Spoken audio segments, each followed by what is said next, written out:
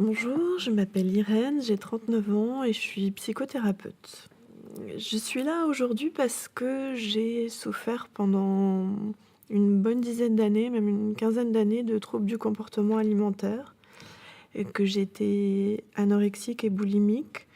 J'ai commencé en fait à 19 ans à être anorexique parce que je me trouvais trop ronde ou même trop grosse à un poids où j'étais mince, enfin au poids que je fais à l'heure actuelle.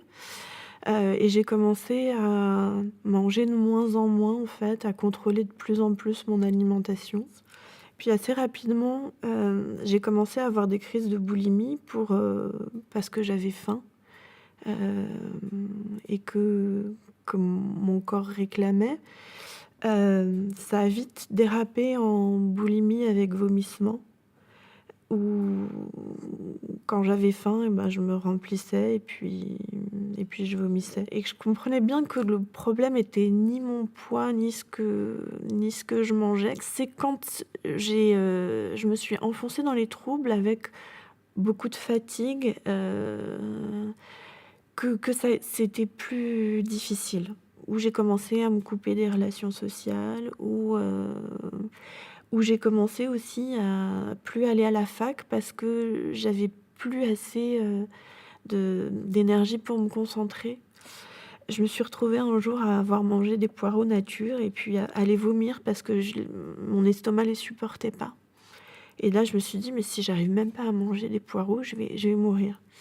Donc j'ai été, aux urgences de l'hôpital où le diagnostic d'anorexie a été posé par l'interne, puisque je pesais 37 kilos. Depuis ces années-là, donc ça doit faire une quinzaine d'années, je suis toujours suivie en thérapie.